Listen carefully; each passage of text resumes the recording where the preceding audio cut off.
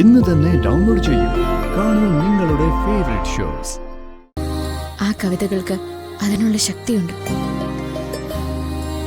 അതുകൊണ്ടാ ഒന്ന് ട്രൈ ചെയ്തത്.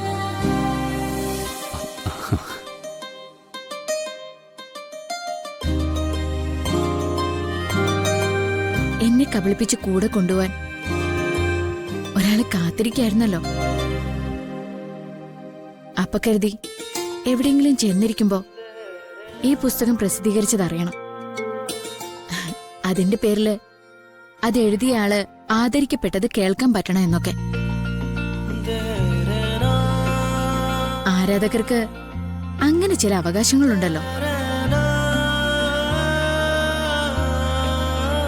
അതിന് വേറെ ആരുമില്ലല്ലോ ആരാധികമാരായിട്ട്.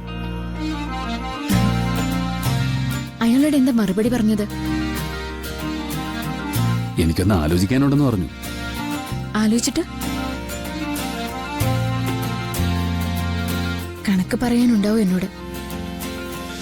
ഒന്ന് അകന്നതല്ലേ.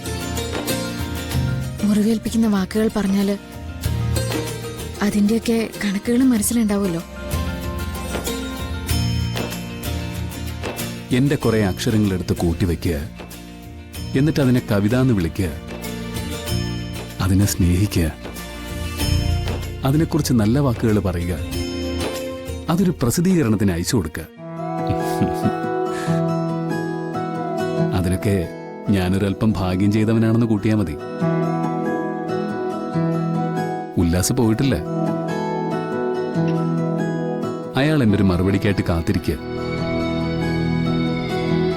സമ്മതിച്ചൂടെ? എനിക്ക് വേണ്ടി? അല്ല, കവിതയെ സ്നേഹിക്കുന്ന എല്ലാവർക്കും വേണ്ടി. കവിതകളെ സ്നേഹിക്കുന്നവരോട് എനിക്ക് പ്രത്യേകിച്ചൊന്നും പറയാനില്ല. എന്നെ സ്നേഹിക്കുന്നവരുണ്ടെങ്കിൽ അവരെ വേദനിപ്പിക്കാനും പറ്റില്ല.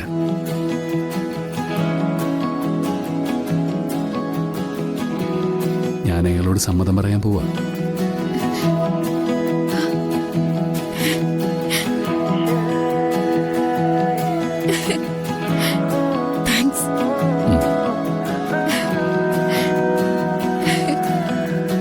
അതെ, കവി അറിയപ്പെടും, പക്ഷെ ആരാധിക അറിയപ്പെടണ്ട. ആരാധന വല്ലാത്തൊരു സുഖമാ. അത് തന്നെ ധാരാളം.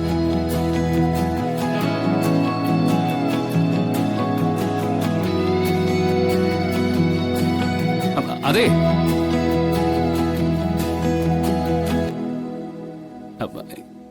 ഉല്ലാസ് എന്നോട് ചോദിക്കുക നിത്യ ആരാണെന്ന്.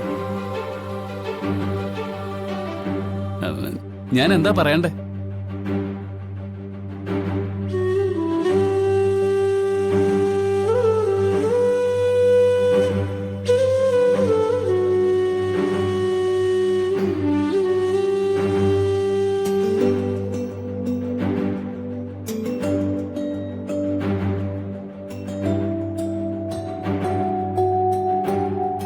ആരാധിക.